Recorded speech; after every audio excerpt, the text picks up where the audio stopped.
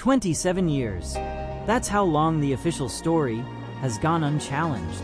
A tragic accident in a Paris tunnel. A nation in mourning. A princess lost too soon.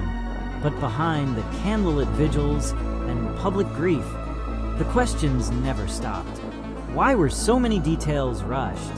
What if we told you that the most iconic royal tragedy of our time was never fully investigated because it wasn't meant to be? Tonight, we reopen the file that many have tried to seal. We follow the trail of classified documents, trace the money that flowed in silence, and confront the shadows that loomed over the crash that shook the world. There are reports that were never made public, security footage that mysteriously vanished, eyewitnesses who died under strange circumstances, and decisions made inside Buckingham Palace in the hours following the crash that have never been explained. This isn't just a conspiracy theory. It's a story of control, of silence, of fear. Because if the truth about Diana's death ever came to light, it might not only change how we see the monarchy, it might dismantle it entirely. In this episode of the Diana Files, we connect the dots others refuse to trace. What really happened inside the Alma tunnel that night? Why was the crash site cleaned within hours? Who had the power to erase a global icon from history without leaving fingerprints? If you believe that the truth deserves a voice, even 27 years later, hit the like button now. Stay with us until the end. What you're about to hear might change everything you thought you knew about Princess Diana's final night.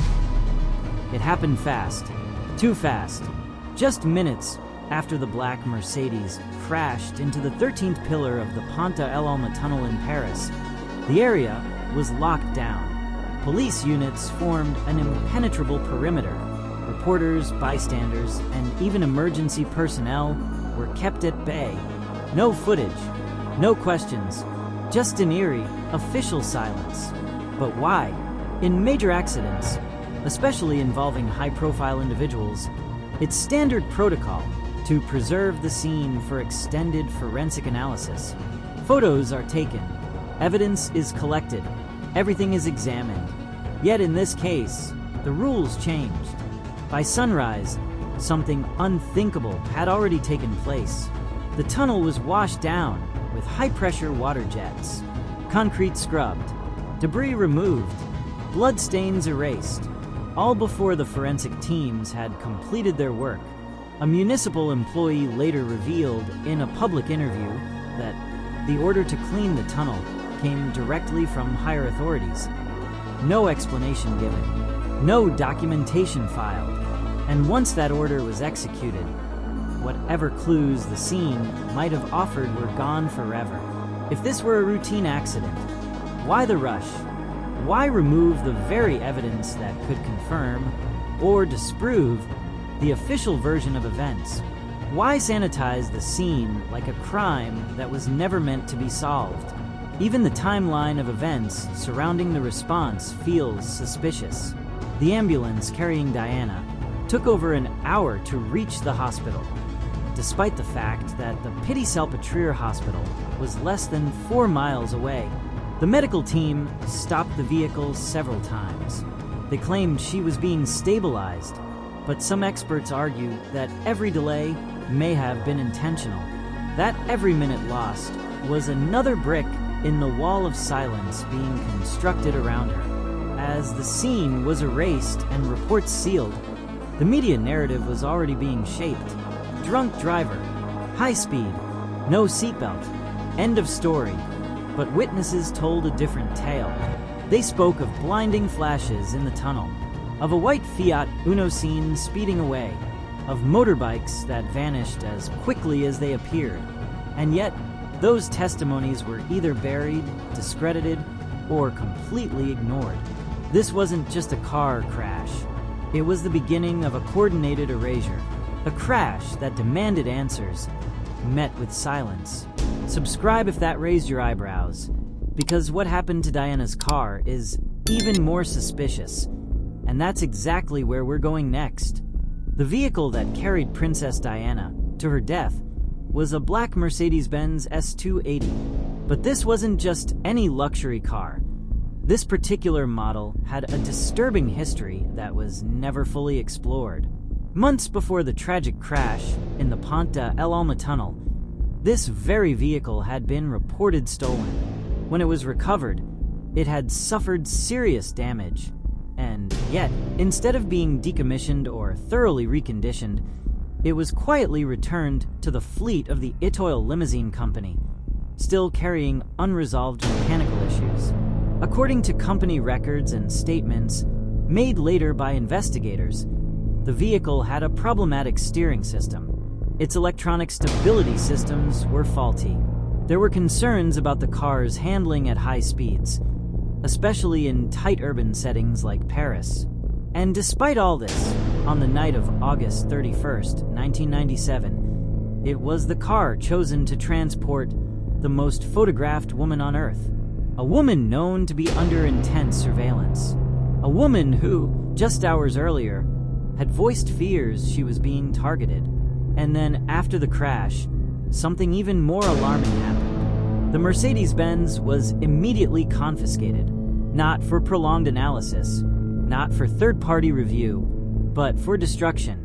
Before any independent experts could examine it, the vehicle was dismantled and scrapped, shredded, recycled, vanished from the face of the earth. No trace, no second opinion, no ability to revisit the evidence. What should have been one of the most crucial forensic assets in the investigation was erased with stunning speed. Why? If there was nothing to hide, why eliminate the one object that could tell the full, unfiltered story? A crash of this magnitude, under such suspicious circumstances, should have triggered an international inquiry.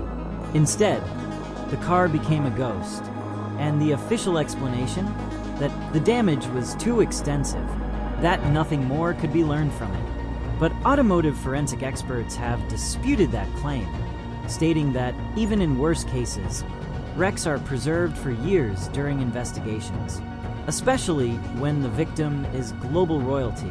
Some theories suggest the car was tampered with before the crash, that brake lines may have been altered, that the steering issues already known were not just neglected, but exploited. If someone wanted to engineer an accident that would look like reckless driving, using a compromised vehicle was the perfect setup. And once the crash occurred, all that was left was to make the evidence disappear. Comment below. Do you believe the car was tampered with before the crash? Could it have been part of a larger setup? Your voice matters, because silence has ruled this narrative for far too long. But it wasn't just the car. Evidence began disappearing across multiple fronts. And some of the people who tried to speak out, they didn't survive to tell their stories. In any major investigation, witnesses are critical.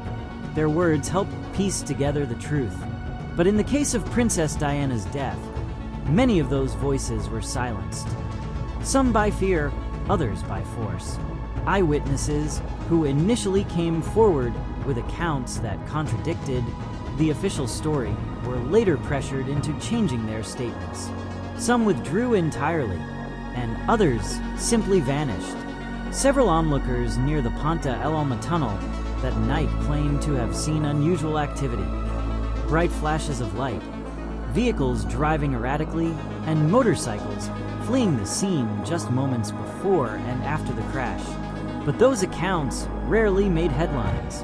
Police interviews were either cut short or never pursued. In some cases, entire testimonies were left out of the final reports. The message was clear. There was a version of the story the public was meant to hear, and everything else had to disappear. But one name refuses to fade. Jean-Paul James Andanson, a French photojournalist, the alleged owner of a white Fiat Uno, one of the most mysterious elements of the crash narrative. Paint residue and marks on the wrecked Mercedes suggested it had clipped or collided with a white Fiat Uno in the tunnel.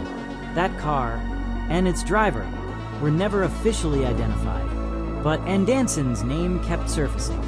He was said to have followed Diana, in the days leading up to her death. He had connections to the paparazzi swarm that chased her that night, and his vehicle matched the description. 3 years later, Andanson was found dead, burned beyond recognition inside his car on a remote property in southern France. His death was ruled a suicide, but forensic details quickly raised red flags. He was discovered in the driver's seat, with his wrists bound. There were no signs of smoke inhalation, no clear motive, and his files, notes, and photos from the weeks surrounding Diana's death, all missing. Does that sound like suicide, or something far more sinister? Andanson wasn't the only one. Other photographers who had followed Diana that weekend were subjected to intense interrogation, and many disappeared from the public eye altogether. A British intelligence insider later claimed that at least one foreign national connected to the scene was quietly deported. Another source, a Paris EMT who treated Diana on site, later stated in a private interview that her condition was more stable than reported, but refused to speak on record due to safety concerns. This is a pattern, one that suggests more than random chaos. It's as if someone, somewhere, wanted the truth buried along with the bodies. And as we trace these missing voices, we find a chilling silence surrounding those who got too close. If you want this investigation to continue, like the video, because what we've uncovered so far is just the beginning. And what if, even more disturbingly, Diana's own driver that night wasn't who he seemed to be? What if he wasn't a bystander, but a key piece in a much larger game? From the very beginning, one man became the perfect villain for a tragic narrative. Henri Paul, the deputy head of security at the Ritz Paris, the man behind the wheel on the night of August 31st, 1997, blamed for the crash, accused of speeding, declared intoxicated. End of story, or so it seemed. But beneath that convenient conclusion lies a web of contradictions and questions that refuse to go away. The official investigation claimed that Henri Paul was drunk. Blood samples reportedly showed high levels of alcohol in his system. But several witnesses, including Ritz staff, stated that Paul appeared sober and calm just minutes before getting into the car. Surveillance footage from the hotel lobby even showed him walking in a steady, composed manner, far from someone under the influence. So what explains the discrepancy? Enter the first red flag: the handling of his blood samples. They were stored improperly. Chain of custody was broken, and some medical experts noted anomalies in the test results, such as a carbon monoxide level that should have rendered him unconscious. One toxicologist went as far as to suggest that the samples could have belonged to someone else entirely. Then there's the money. Bank records later revealed that Henri Paul had received substantial deposits, far beyond what his salary at the Ritz could justify. Large sums wired from unknown sources in the months leading up to the crash. Who was paying him, and why? Was he simply corrupt, or being compensated for something more deliberate? Now, here's where the story turns even darker. Intelligence documents, later leaked, suggest that Henri Paul had ties to both French and British intelligence. It's not unusual for hotel security staff to liaise with agencies when VIP guests are involved. But in Paul's case, the frequency and depth of those interactions raise serious concerns. Was he being used as an informant, a handler, or worse, a controlled operative with a mission? Let's pause here and ask the obvious. If Henri Paul was indeed working with intelligence services, why was that fact hidden from the public? Why was his image publicly destroyed, painted as reckless and drunk, while behind the scenes he may have been part of something far more complex? It's possible Henri Paul wasn't the mastermind of anything, but perhaps he wasn't just a driver either. Maybe he was placed there, at the exact time, in the exact car, on the exact night, for a reason. Subscribe now if you believe this story deserves real investigation.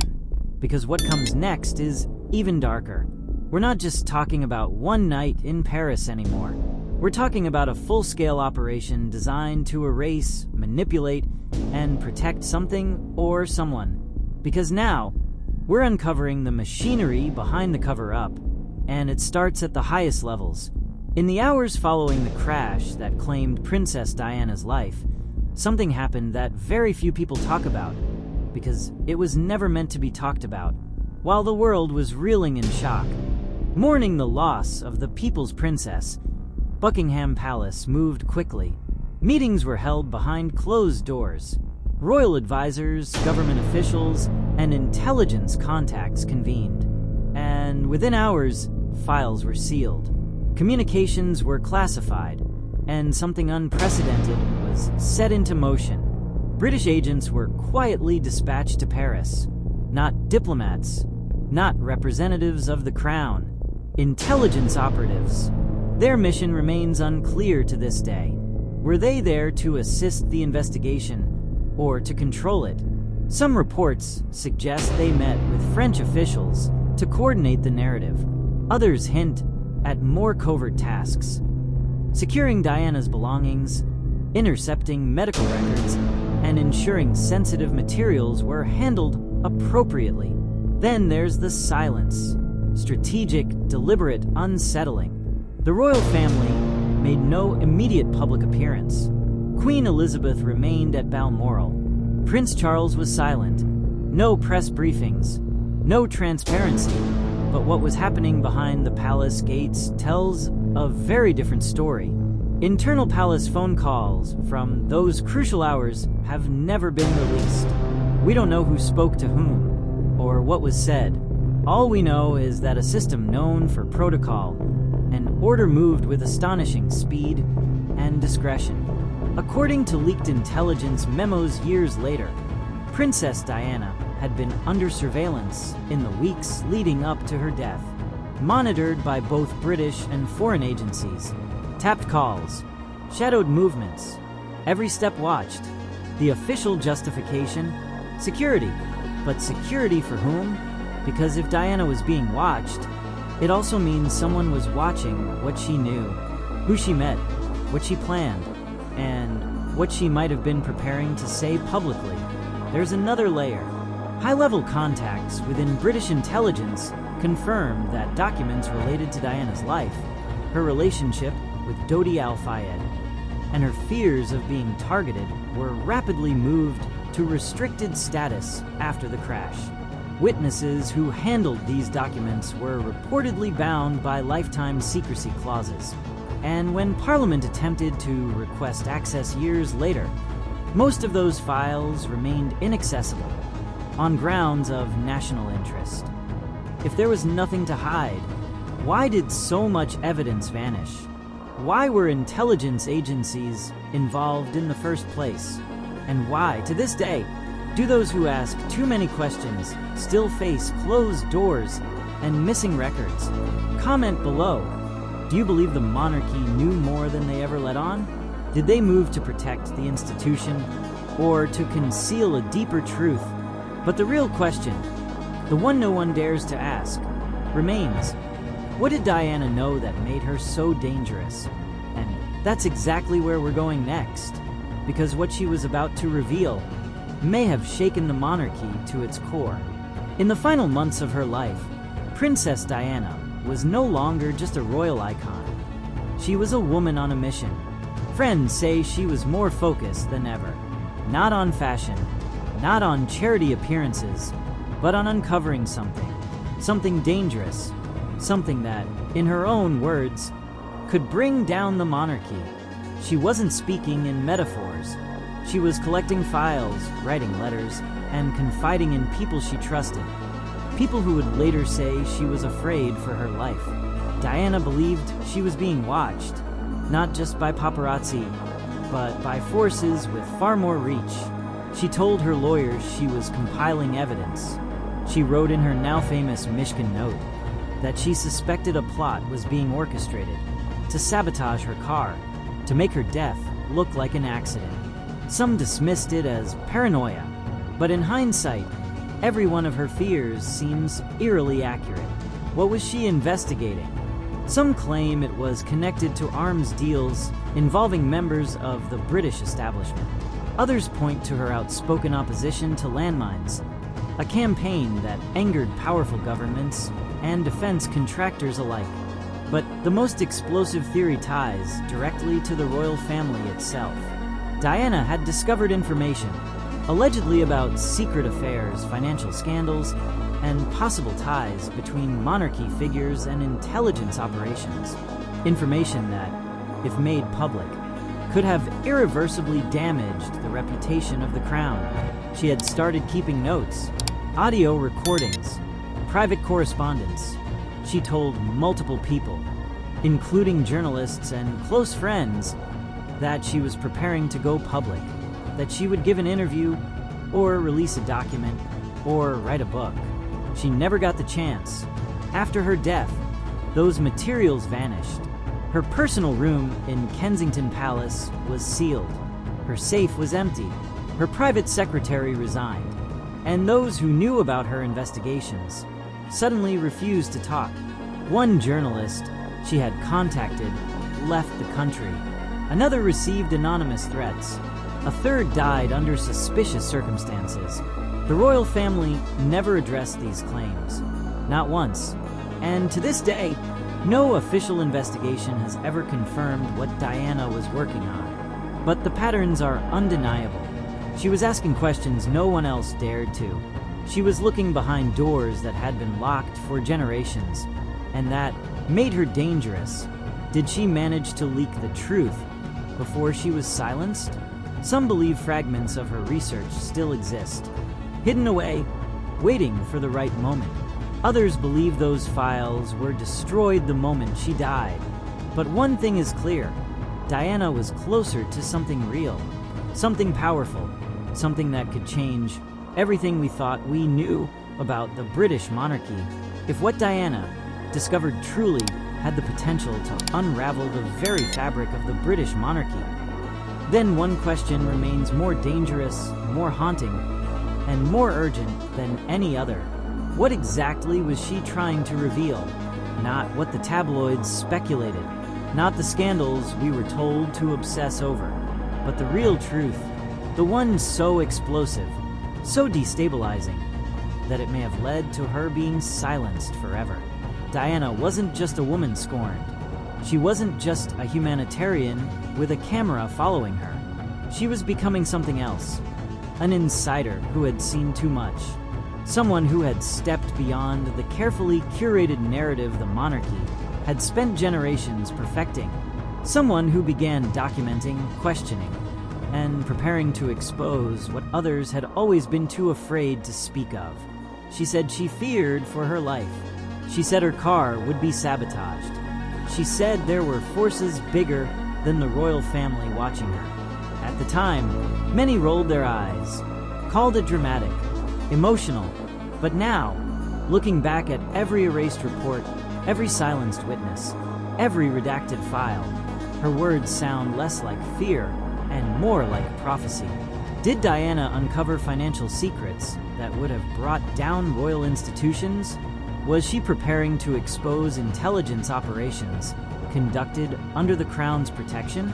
Or was it something even more personal? Something about bloodlines, succession, or legitimacy that would shake the entire royal legacy?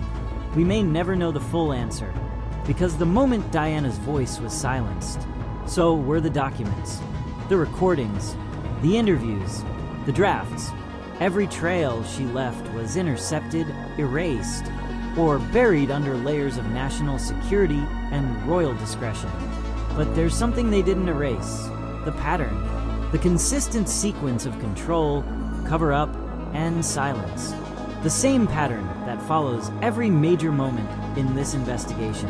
A crash that wasn't fully investigated, a car that disappeared, a witness found burned alive, a driver with intelligence ties, files sealed, evidence missing, and at the center of it all, Diana, reaching for the truth, knowing she might not survive it. So now, the burden of that question falls on us, on you. What was she trying to tell the world? Because if we can find that answer, we might finally understand what truly happened on that night in Paris. And more importantly, why. Click the video on your screen now and uncover the secret that may have cost the life of the people's princess. The next chapter begins there.